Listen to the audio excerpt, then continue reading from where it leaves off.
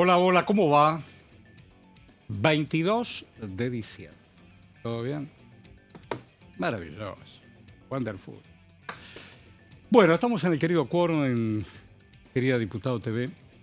Vamos a titular y vamos a pensar juntos la Argentina que nos importa. Dale.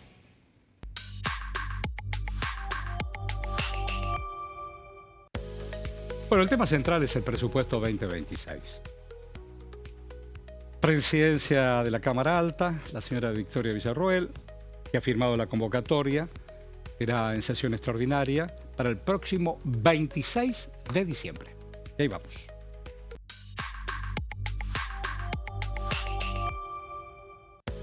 Titulamos: Martín Menem recibió al embajador argentino en los Estados Unidos.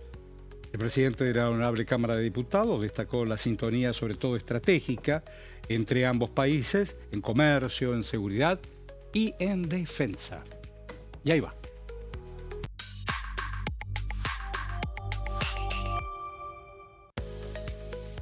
Yo lo escuché ayer al presidente en un reportaje y lo titulamos: El gobierno no va a vetar el presupuesto.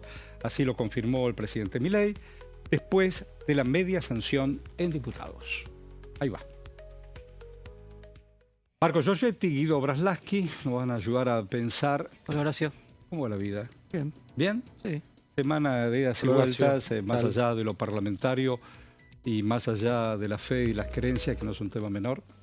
En vísperas de Navidad o Nochebuena y Navidad, para aquellos de fuerte y auténtica convicción cristiana, sabemos todos que es la natividad, el nacimiento de, y si ese nacimiento también, aunque no sea religioso, también podemos hacer cierta analogía con el nacimiento de un nuevo año, donde algunas historias se tienen que reacomodar. Y si lo bajamos en carácter parlamentario, un presupuesto le da forma o diseño, más que forma, diseño, a las estrategias nacionales, es decir, donde cada uno de los estados provinciales, el Parlamento es eso, ¿no? La representación de cada una de nuestras queridas provincias y el juego de las ideas, las coincidencias para un destino común. Así que no es un tema menor. Ahí yo tengo la fecha, tanto Guido como Marcos, donde se va a empezar a discutir el 26 de diciembre esta sesión extraordinaria. En el Senado este viernes, después de la Navidad. Sí.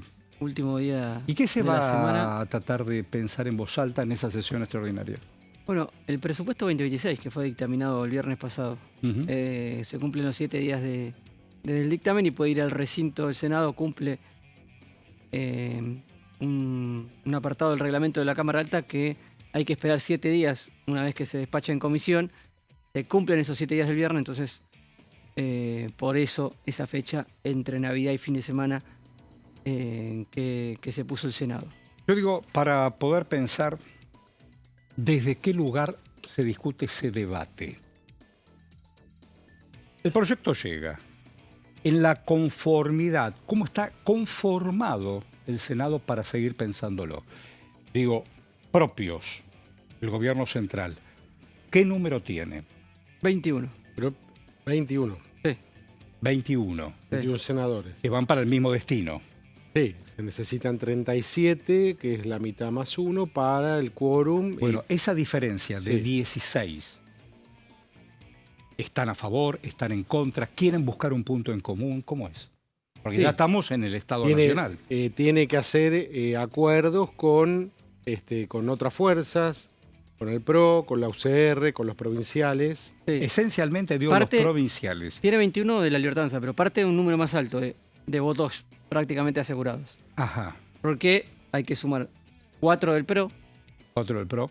Y del PRO que han sido aliados electorales hace muy poco. Aliados a pesar de electorales. lo que ha pasado aquí en la Cámara de Diputados, en el Senado, de momento la situación es distinta. Y después hay 3 radicales que también están en la misma línea, que son Silvana Schneider, que es de Chaco, el gobernador Leandro Esdero, que fueron juntos en las elecciones. Entró por una boleta de la Libertad Avanza, esta senadora. Y también los senadores por Mendoza, que no entraron por una boleta de la Libertad Avanza, pues no se eligieron senadores en esa provincia en esta elección, pero recordemos que Luis Petri y el radicalismo de Cornejo en Mendoza fueron juntos en una lista propia. Hay una pregunta sobre... Con 27 senadores prácticamente. Sí, pero igual políticamente, más allá del número, ya se sabe que están los votos para el presupuesto. Para este presupuesto. Tiene votos. Sí. Habría que ver qué pasaba si, por ejemplo... ¿Qué provincias no están de acuerdo? No partidos. No. Provincias completas. La única que tiene todos los senadores en contra es Santiago del Estero. Porque tiene las 3 bancas del peronismo. Claro, pero es uno de los gobernadores, dentro del peronismo, uno de los gobernadores siempre hay un coma, pero aliados o abiertos yo digo, al diálogo. Un hombre como Mayans, que lo vi incluso tener diferencias con la propia señora Bullrich. ¿Para dónde va? ¿Tiene alguna contrapropuesta sobre el presupuesto? Unión por la Patria ha presentado propuesta aquí en la Cámara de Diputados de dictamen propio. Ajá. No de rechazo, sino de un presupuesto propio. Sí, y en el Senado también hay una réplica de eso. Y en el Senado van por la misma línea, pero creo que está más cerca de tener una posición de rechazo en el discurso, porque también está allanado el camino para la aprobación general, porque sobre todo el oficialismo ha desistido de abrir el juego al debate de modificaciones. Entonces eso más o menos ya... No abre el juego. No, ya va con lo que se... Lo cual sería abrir un lío, ¿no? Claro. Sería abrir un lío más que abrir el juego. Y recordemos, Unión por la Patria ahora se llama Popular, ¿no? En el Senado sí. Cambian tanto los nombres que hay que seguirlo. Tiene 28 senadores. Logró mantener 28 senadores. Logró mantener 28, con interbloque, ¿no? Pero... Yo hago una pregunta. Yo sé que es el mismo barco, con más o menos la misma brújula y el mismo destino. Pero la señora Villarroel con la señora Bullrich, más allá de estar en el mismo barco y tener el mismo destino porque responden al Poder Ejecutivo, ¿conviven? Sí, la última reunión de labor parlamentaria donde se definió cómo iba a ser todo el programa de tratamiento de presupuesto, estuvieron juntas las dos. Presidió esa reunión, la reunión de labor parlamentaria. Pensando estrategias comunes. Sí, la preside la presidenta del Senado, en este caso la vicepresidenta. Estuvo presente como presidenta del bloque de la Libertad Avanza, Patricia Bullrich. Ajá. Ambas estuvieron presentes, la liderando al oficialismo, si bien a la vista está que la llegada de Patricia Bullrich claro. Y se muestra como la que lidera los movimientos del oficialismo además, en la Cámara Alta. Además de todo, independientemente de quién es quién, tiene que ver también con rasgos de personalidad, ¿no? Y rasgos de personalidad tanto de una de otra que son muy evidentes. Y conviven con despachos muy cerca uno del otro. Sí, pero rasgos de personalidad. Sí. Uno sabe cómo se comporta uno y cómo se comporta otro. En rasgos de personalidad, nada más. El tema reforma laboral, finalmente, hablando de la señora Bullrich, también dio a conocer que esto se va a discutir en febrero. Así es. Y tendrán tiempo también para buscar coincidencias de algunas diferencias o contrapropuestas. Sí, y le puso fecha incluso. 28. 10 de febrero, dijo. ¿A 10 de febrero? 10 de febrero ya le puso. ¿Y por qué tengo yo acá 28?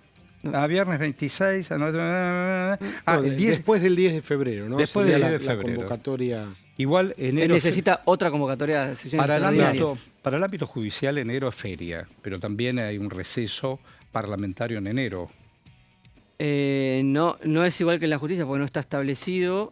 Pero de hecho. Pero como funciona con sesiones extraordinarias, tendría que haber una convocatoria del Poder Ejecutivo para que funcione, para que se debata. Recordemos que estamos funcionando en llamadas extraordinarias del Ejecutivo hasta el 30 de diciembre. Hasta 30 de diciembre. Ahí perfecto. Termina la convocatoria del Poder Ejecutivo. Si se quiere seguir debatiendo los proyectos que no se han podido tratar en este periodo, se debe volver a convocar a eso. Bullrich, diciendo que se va a tratar en febrero, ya adelantó que el Gobierno Nacional va a hacer un nuevo pedido de sesiones extraordinarias para ese mes. ¿Usted tiene ahí al diputado Picata hablando de presupuesto? Dale, lo escucho.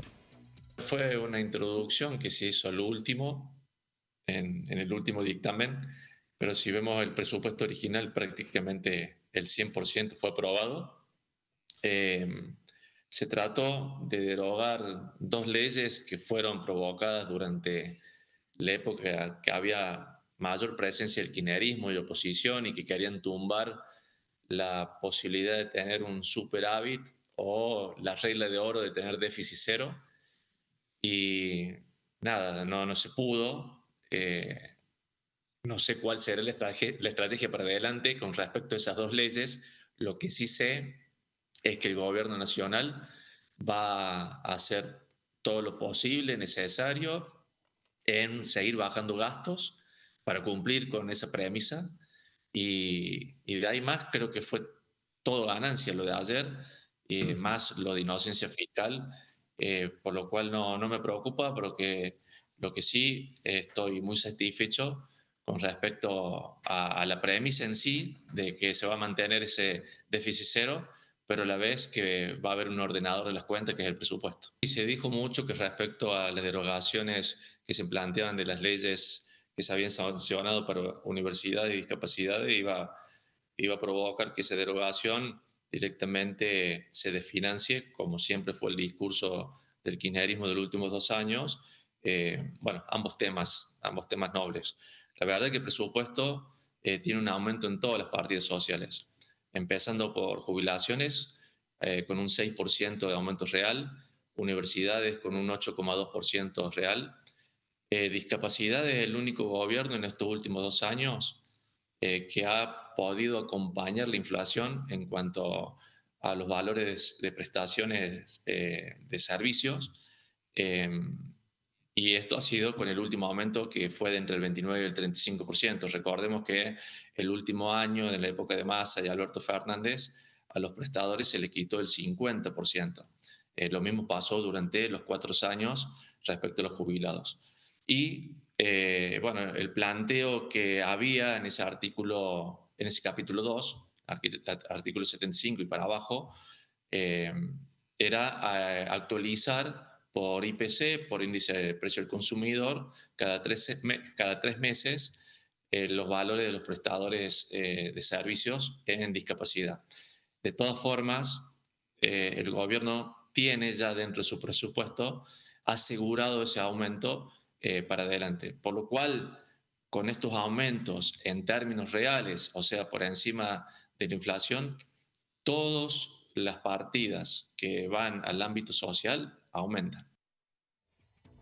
Bueno, está don Picat diciendo lo propio. Para entender de qué se trata, el amigo Marcos preparó un diseño de placas para poder subrayar cada uno de los conceptos. A ver, Marcos Llosetti. ¿Cómo sigue este debate? A ver. Es lo que veníamos hablando, lo que escuchamos recién del diputado Picat. Recta final para el presupuesto 2026. Estamos en la semana en la que, después de la Navidad, del festejo Nochebuena y Navidad, va a haber sesión en la Cámara de Senadores para definir el futuro del presupuesto. El dictamen obtenido por La Libertad Avanza se hizo con la mayoría de la Comisión de Presupuesto de Hacienda, es decir, ya está listo el texto desde el viernes pasado para transcurridos los 7 días reglamentarios ir al recinto. El dato saliente de esa discusión en la Comisión de Presupuesto de Hacienda que preside Ezequiel Atauche, libertario por Jujuy, es que el texto se mantuvo sin modificaciones a lo que fue aprobado y enviado por la Cámara de Diputados. Esto, hasta último momento de esa reunión, incluso en los minutos previos, se especulaba o se mantenía la hipótesis de que se podía llegar a discutir algún tipo de cambio en el proyecto de la media sanción. Sin embargo, pasó a la firma del presupuesto sin ningún retoque y es el mismo texto que fue aprobado con el capítulo 11 que fue rechazado fuera de del dictamen.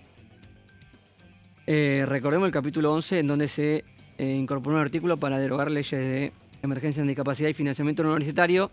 Como contábamos antes, un artículo que fue lo más discutido y el capítulo que terminó siendo rechazado. ¿Cómo se consiguió el dictamen? en la Comisión de Presupuesto. 11 firmas de las 17 totales que conforman la comisión.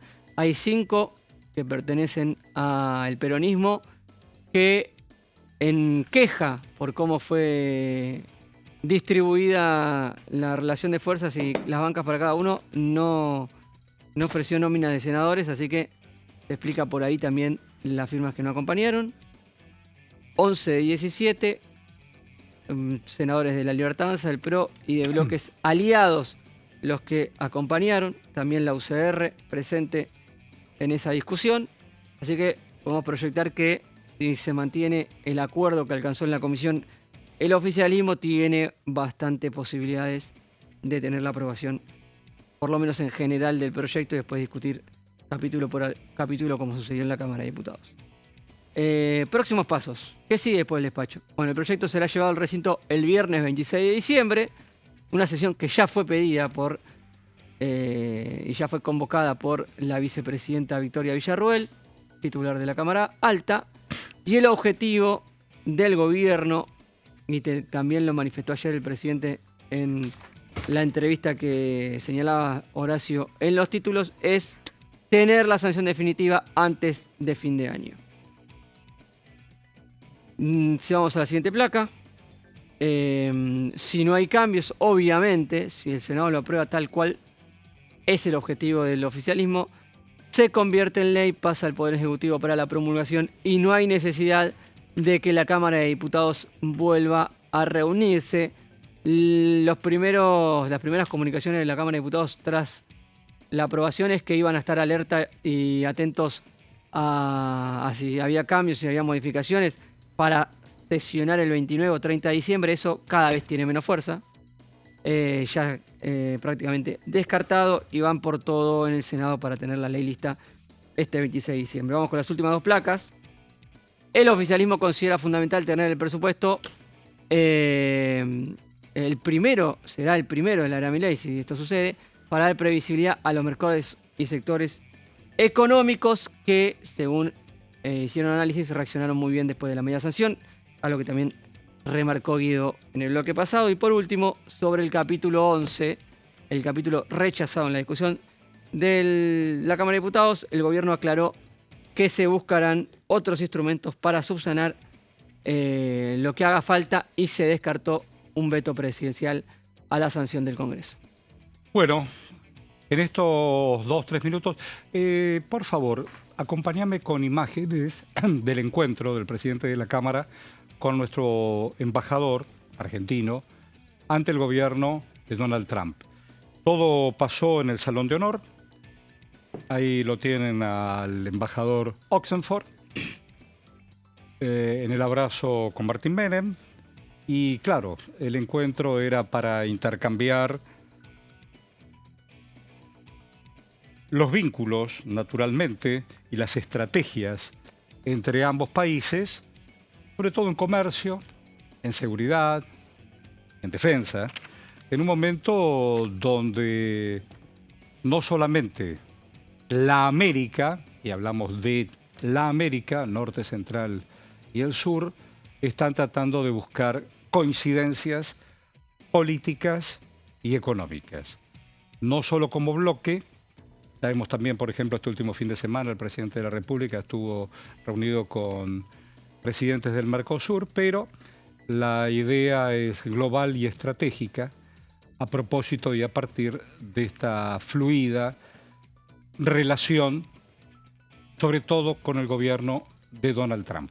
Así que bueno, ahí lo tienen al embajador Oxenford, un hombre que vivió los últimos años en los Estados Unidos, ¿no? Uno ha tenido incluso conocimiento de su padre, pero Oxenford es un hombre que conoce lo que habitualmente se llama el establishment tanto político como económico. Estamos a segundos de cuando regresemos. Braslaski, ¿qué trajiste? Trajimos un detallecito de qué se trata el famoso capítulo 11 que fue rechazado aquí en la Cámara de Diputados, ¿no? El único capítulo que se rechazó el presupuesto, que era, ahí estaba el centro de la polémica. Y que ya no verá la luz. Ya no verá la luz. Ya no verá la luz. Digo, no como título tiene que ver con educación, con salud y esas cosas. ¿Estamos ida y vuelta? 2 minutos. Bueno, porque me quedé pensando, ¿por qué no verá la luz eso? Me quedé pensando. No verá la luz porque, como estamos comentando, el Senado ya firmó dictamen sin agregarle, sin volver a reflotar esa discusión. Y todo lo que tiene que ver, que no es solamente el artículo que va a trabajar, que tiene que ver con la derogación de las leyes, ¿sino con qué? De emergencia, de discapacidad y financiamiento universitario, sino con muchos artículos más que los tiene Guido en su placa para repasar, que eran importantes. Estaba el tema tarifas, estaba el tema también de ANSES ahí. Había varios artículos importantes. La UH. Zonas frías. Zonas frías, por eso, el tema tarifas. Sí. ¿Y eso queda pendiente, queda en el aire, queda escrito?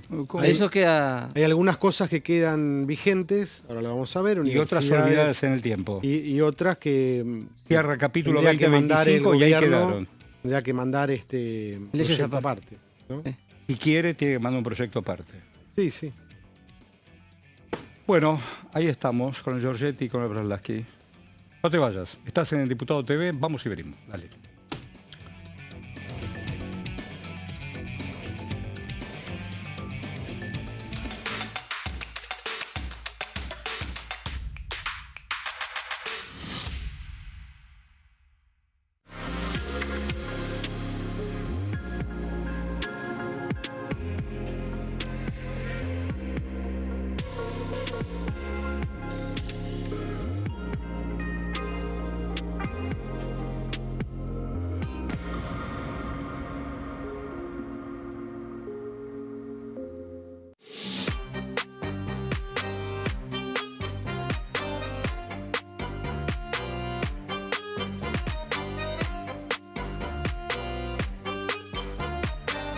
Plenario, de lunes a viernes, 15 horas. ¿Quiénes conforman el Congreso? El Congreso de la Nación está conformado por la Cámara de Diputados y la Cámara de Senadores. La Cámara de Diputados representa al pueblo de la nación argentina. Esto significa que las provincias más grandes y con mayor cantidad de habitantes tienen muchos más diputados que las provincias más pequeñas. La manera de establecer las cantidades es proporcional. Por ejemplo, la provincia de Buenos Aires cuenta con 70 diputados nacionales y la provincia de Tierra del Fuego con 5. La Cámara de Senadores representa a las provincias. Cada provincia envía 3 senadores al Congreso Nacional. El total de senadores es 72, dado que las provincias argentinas son 24. Este es el número fijo, estipulado por la Constitución Nacional. Cada 2 años, el Congreso Nacional renueva la mitad de sus diputados y 1/3 de sus senadores nacionales. El mandato de los senadores es de 6 años, mientras que el de los diputados es más breve, dura solamente 4 años. La Cámara de Diputados tiene 257 miembros. En el recinto, los diputados se agrupan en bloques y en interbloques que expresan partidos políticos o afinidad ideológica. Existen también los monobloques, integrados por un solo diputado. El bloque oficialista se dispone a la derecha del presidente de la Cámara, el bloque opositor mayoritario a la izquierda, y en el centro, los bloques con menos cantidad de integrantes. Son requisitos para ser diputado: tener al menos 25 años, 4 años de ciudadanía argentina, haber nacido en la provincia por la que se postula o haber residido en ella los 2 años precedentes.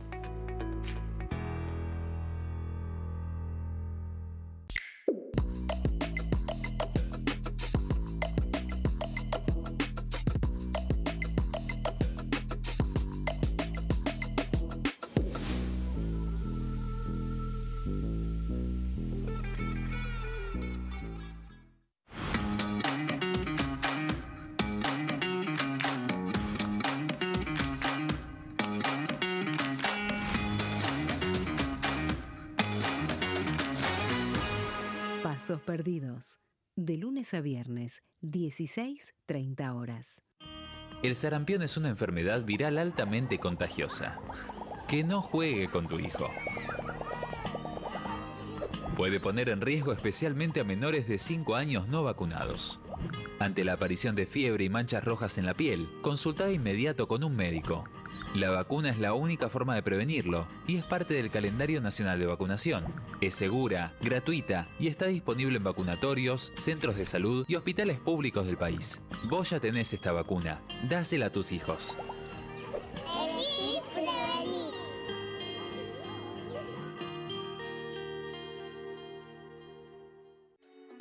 Bienvenidos, bienvenidas. Esto es mi proyecto de TV Stream.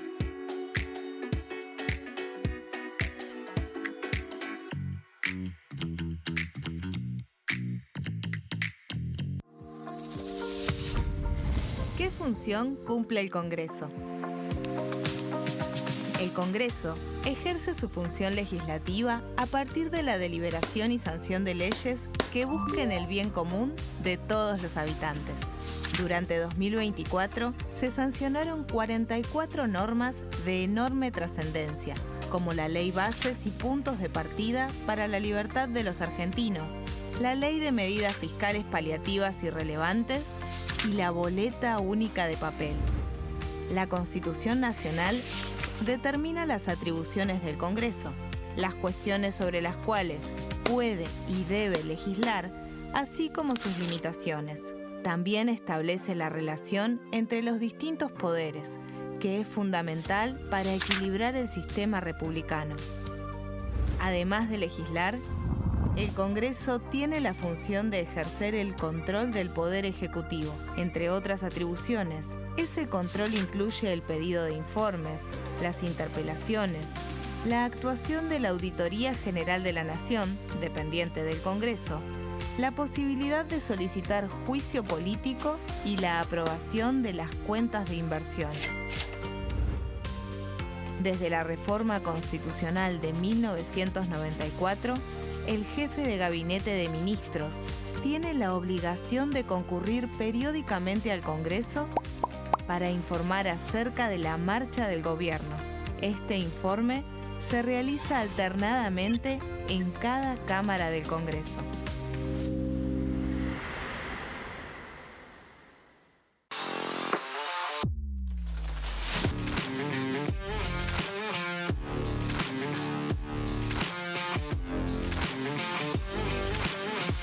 Orden del día, de lunes a viernes, 11 horas. ¿Cómo funciona el Congreso?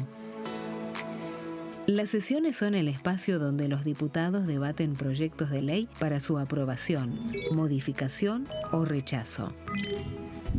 En una misma sesión pueden tratar varios proyectos de ley. Las sesiones ordinarias comienzan el 1 de marzo, cuando el presidente de la Nación inaugura el periodo ante la Asamblea Legislativa y se extiende hasta el 30 de noviembre. El Poder Ejecutivo puede convocar a sesiones extraordinarias o prorrogar las sesiones ordinarias. La sesión es dirigida por el presidente de la Cámara de Diputados, que administra el uso de la palabra y las distintas instancias del funcionamiento.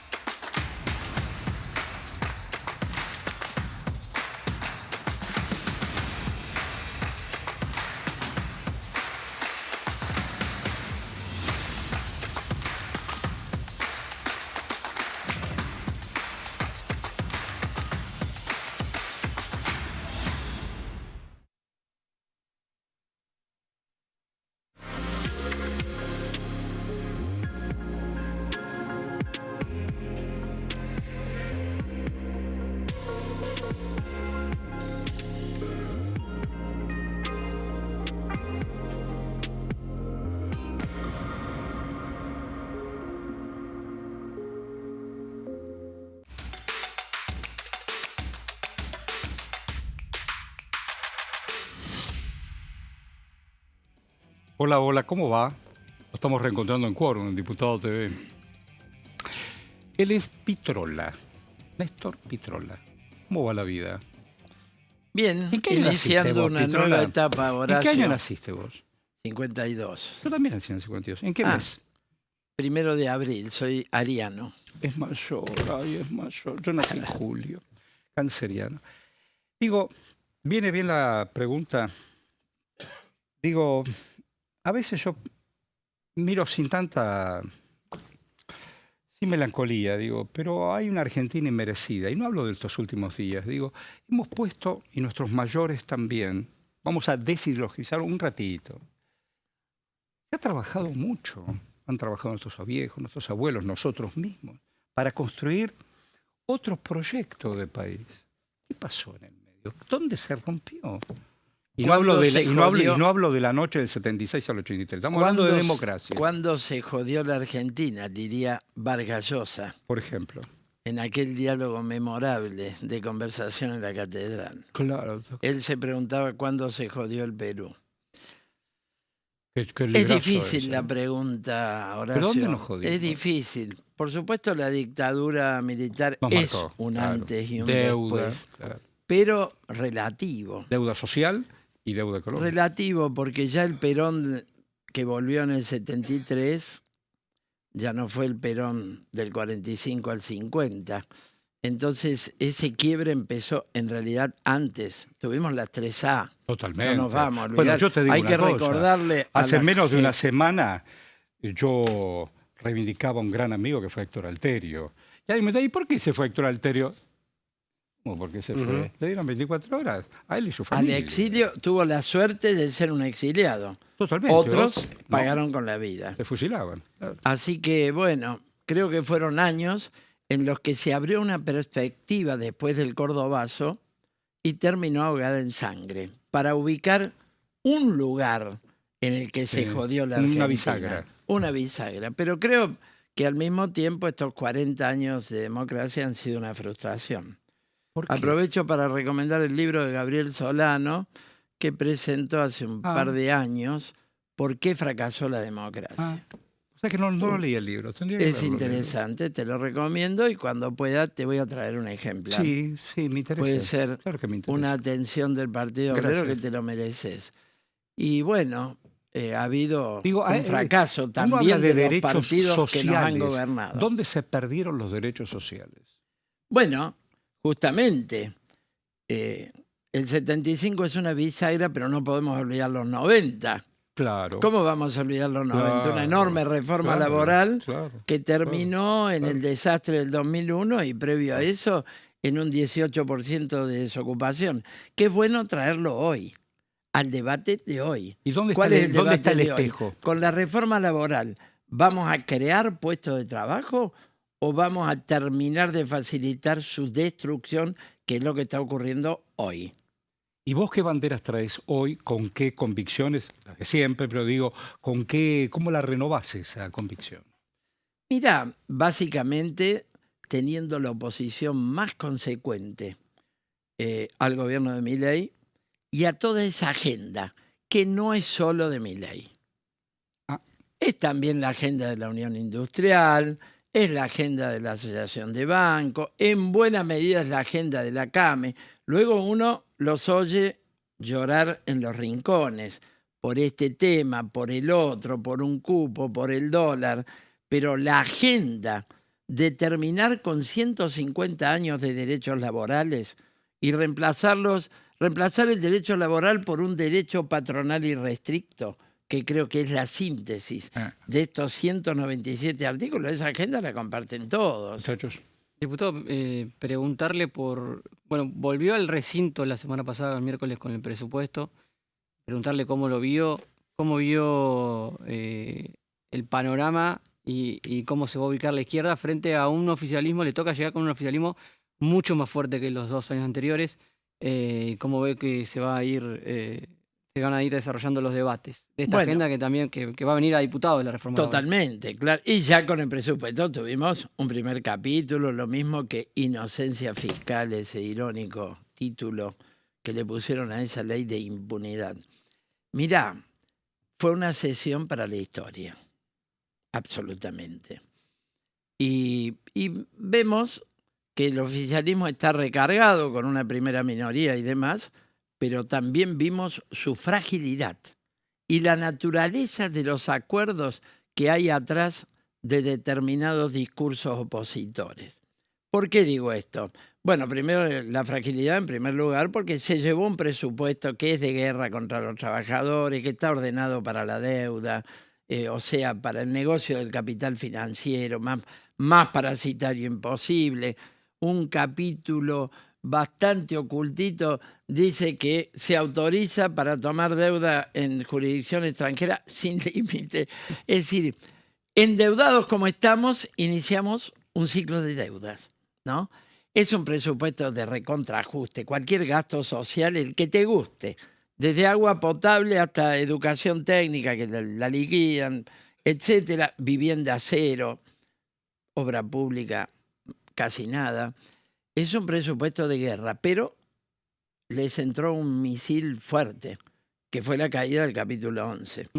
Nosotros luchamos desde que empezó la sesión, por eso yo en la discusión de la forma de debate, si era por artículos o por capítulos, coloqué el tema, completando otras intervenciones, coloqué el tema de la inconstitucionalidad, de ilegalidad, de derogar mediante un presupuesto leyes de vigencia permanente, como cualquiera, pero en particular las de financiamiento universitario y de financiamiento de la discapacidad. Porque el presupuesto aplica para un año. Aplica para un año, es temporal. Después, ¿cómo sería? ¿Recobran vida las leyes derogadas? Se resucitan. Resucitan. Es una pregunta que cabe hacerse. Aparte, viola el artículo 20 de la Ley de Administración Financiera. Guido. Es decir que... te quería preguntar cómo ves esto de... ¿por qué no hay una oposición mayor dentro de la gente que trabaja a la reforma laboral? Y sí, incluso mucha gente uno escucha que dice, no, pero hace falta una actualización, todo esto está como muy antiguo. Y si la gente no siente que quizás no se defiende esto que llamamos derechos laborales porque hay mucha gente en la informalidad. Entonces se siente que a mí no me afecta, derogan todo esto y a mí no me afecta, por lo menos 40% de la población. No sé cómo ves cómo juega eso en este debate. Mirá. Perdón, y te completo. El Estatuto del Periodista, particularmente, que yo veo que ninguno de los colegas lo parece defenderlo activamente, y quizás digo, está tan precarizado hoy el periodismo, está en una industria tan en crisis, como ha estado la industria gráfica de la cual vos provenís, y me pregunto si eso no influye también, pero me gustaría saber cómo lo ves.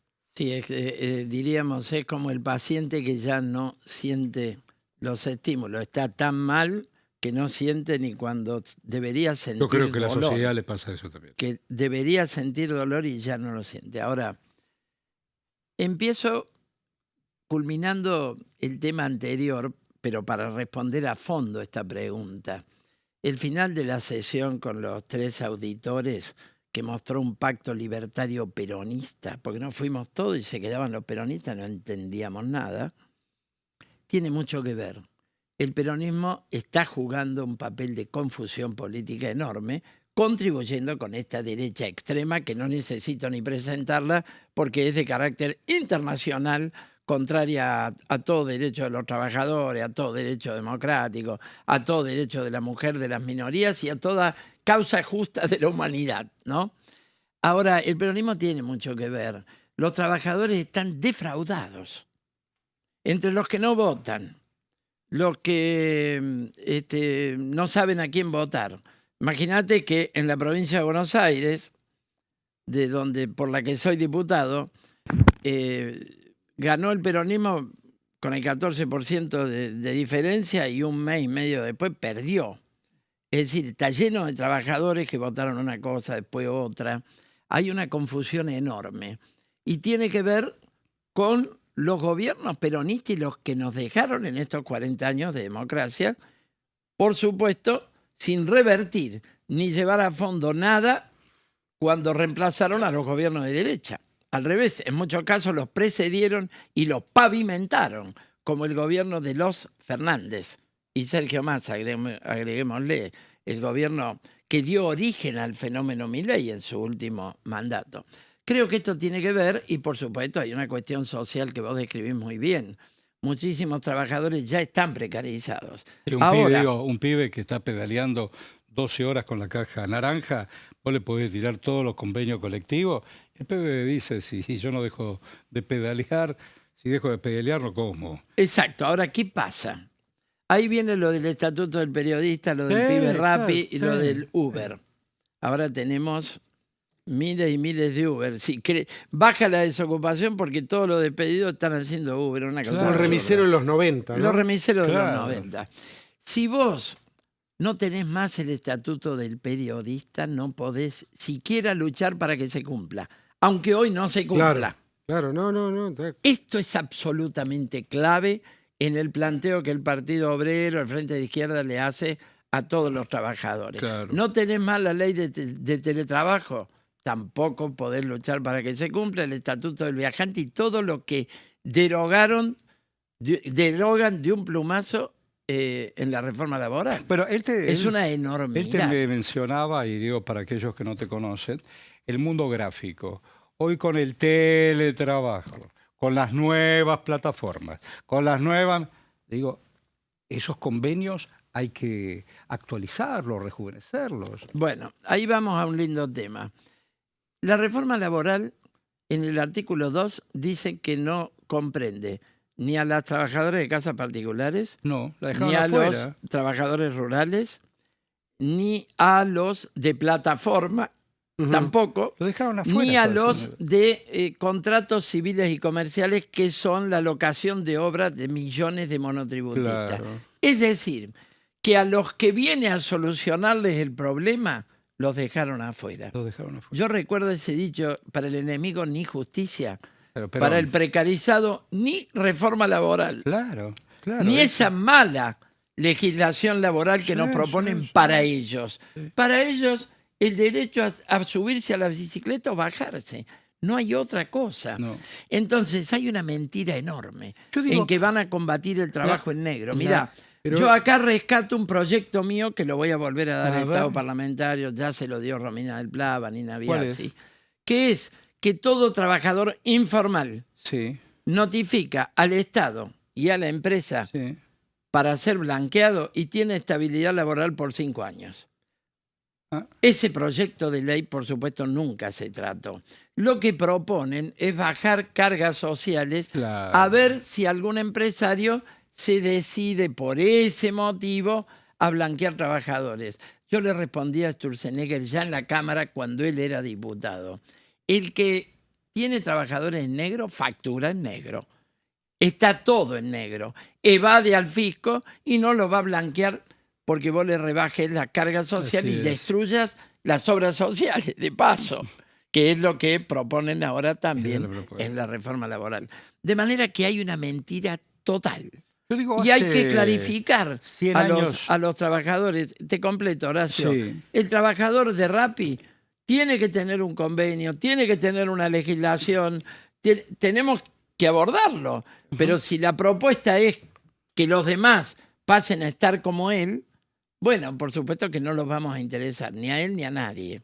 No, la pregunta que te quiero hacer es, hace 100 años, antepasados, de gráfico, esos nuevos oficios, entre todos, le encontraron la vuelta no solamente para estar juntos, sino para escribirlo. ¿Por qué es tan difícil encontrarse para escribir algo nuevo?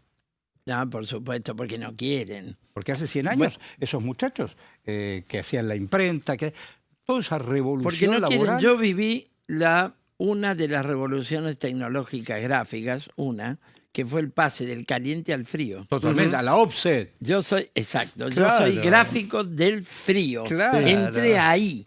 Y mis compañeros tipógrafos, ex-linotipistas, los reconvertimos. Yo tuve compañeros así. Después, ya delegado general de fábrica, fui adjunto del sindicato, luché para la siguiente reconversión. Claro, a ver, contame. ¿No es cierto? Que fue al diseño en pantalla. Claro.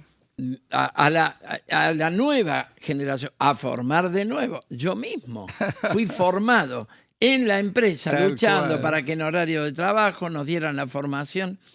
La ex editorial Atlántida tenía una escuelita de formación, se llamaba, en Garín. Una escuelita de formación. Es decir, que se buscaron los medios para formar a los nuevos trabajadores en las nuevas tecnologías e incorporarlos a las ventajas del convenio, a los límites que le pone a la explotación del capital el convenio colectivo. Los vigiles, nada más y nada menos. Sí, nada menos que los vigiles. Bueno, dimos mucha lucha para tener muchas cosas, porque los vigil mandaron a secuestrar gente también. Tuvimos nuestro desaparecido ahí. Entonces, no quiero reivindicar a la patronal, sino lo que logramos los trabajadores en determinadas etapas, aún con las patronales más oligárquicas, si las querés llamar. Ahí va. Y hoy por hoy, no, la propuesta es terminar con derechos que llevaron 150 años. Tal cual. El gremio gráfico nació en 1857. Nos están borrando 150 años de conquista y derechos laborales. Os te digo un montón de gracias. Al contrario, se nos fue rapidísimo el tiempo, pero siempre muy ameno con ustedes. Muchas gracias. Buena vida para vos. Gracias a ustedes. Y felicidades. Para vos también, ¿eh? Y para todos los que nos escuchan. Por ejemplo, que son un montón. ¿Quién habló de inocencia fiscal? Mándamelo. A ver, Machado. Bueno, el proyecto de inocencia fiscal toca varios aspectos. No solamente lo que toca es la ley penal tributaria, las prescripciones del Código Civil y procedimientos tributarios. En relación a la ley penal tributaria, el Código Penal tiene en pesos los valores que refieren a determinados artículos. En este caso, el artículo que hemos modificado los artículos que hemos modificado son los artículos que establecían lo que se llama un umbral delictivo. Sí. Cuando una persona tiene contravenciones o delitos contra el Estado, se define cuánto esa acción que comete el particular puede ser un delito, es decir, comete un delito y el delito tiene una importancia jurisdiccional muy importante porque ya es considerado un delincuente, o cuando esta transgresión a las normas tributarias significan una conducta pasible de una multa tributaria. Ese umbral había quedado muy bajo, motivado por la inflación. Era para el delito de evasión simple de 1,5 millones de pesos. Nada. Claro, cualquier particular o cualquier empresa que cometía tal vez un error contable quedaba inmerso en una posible situación delictiva con todo lo que esto le acarrea al ciudadano. Si bien es cierto, después en un proceso se podría liberar porque podría demostrar que no hubo dolo, pero ya implica toda una complicación. Lo que hemos hecho es subir ese umbral a valores más razonables, actualizándolos con el mismo criterio de cuando fueron creados, y paralelamente hemos creado un sistema de actualización, o se va a aplicar un sistema de actualización que son las UVAs, Unidad de Valor Adquisitivo, que esto va a permitir que no tengamos que reformar el Código Penal cada vez que se produzcan por desfasajes inflacionarios modificaciones a este umbral delictivo. Está Machado contando lo propio. A ver, para poder comprender, querido Guido Braslavsky, el 11, que también lo mencionaba recién nuestro entrevistado. Vamos a las placas y nos contás. A ver. Bueno, así es. El capítulo 11 fue el capítulo de mayor polémica en la última sesión aquí que se aprobó el presupuesto de la Cámara de Diputados. Recordemos, se impuso un criterio del oficialismo con sus aliados de votar capítulos completos, es decir, la suma de varios artículos. Por lo tanto, el tema de financiamiento universitario y la ley de emergencia en discapacidad, ambas leyes vigentes, estaban ahí incluidas con la intención del gobierno, del oficialismo, de derogar ambas leyes que habían sido insistidas el año pasado luego del veto del presidente Javier Milei. Así que ahí estaba la polémica y por más que se pedía, la oposición pedía poder votar artículo por artículo para hacer diferencias, finalmente se terminó sorpresivamente rechazando, se juntaron los votos para rechazar todo el capítulo 11. ¿Qué contenía? Bueno, la derogación, decíamos, de universidades y discapacidad. Proyectos que ahora siguen vigentes. En la siguiente placa, ahí está, ambas normas habían sido vetadas por el Ejecutivo e insistidas por el Congreso. El capítulo incluía el artículo 70, cambios en la movilidad de las asignaciones familiares como la AUH, lo cual eliminaba ajustes automáticos y dejaba los aumentos a discreción del Ejecutivo. También tenía restricciones al régimen de zonas frías, reduciendo el alcance de subsidios al gas, y tenía también el reconocimiento de la coparticipación que se adeuda a la ciudad de Buenos Aires. Es decir, un gancho, ¿no? Un gancho para que sumar voluntades para aprobar esos capítulos. Aumentos presupuestarios, aquí otro tema, incluido para favorecer la votación favorable del capítulo, aumentos presupuestarios al Poder Judicial. Y tenía también mecanismos para regularizar, compensar, diría más que regularizar, compensar deudas del sector energético. Bueno, finalmente fue rechazado, decíamos sorpresivamente, por 123 votos en contra, tuvo 117 a favor y 2 abstenciones. En consecuencia, siguen vigentes las leyes de financiamiento universitario y de emergencia en discapacidad que el Gobierno Nacional todavía no puso en práctica y están, hay presentaciones judiciales para que se cumpla con estas leyes. Bueno, también lo mismo, las asignaciones familiares, la actualización automática. Bueno, Braslavsky.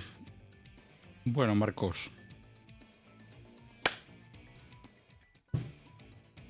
Dame los 3, a ver, ahí va. Gracias.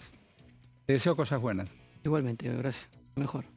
Te deseo cosas buenas. Gracias, Horacio, y bueno, feliz Nochebuena y Navidad. A los que no nos vemos de acá a después del 25. Y a vos también. Te deseo cosas buenas. Siempre. Y no te vayas. Estás en Diputado TV. A la próxima. Dale.